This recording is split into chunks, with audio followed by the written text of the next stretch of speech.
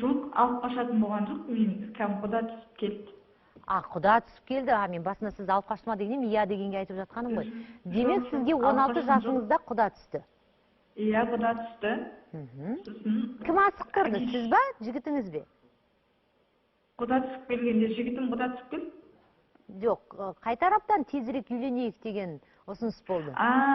Біздер жігітіммен жүргенде мен өзім жасымды үлкейтіп айтқанмын, танысқан кезде. Не үшін?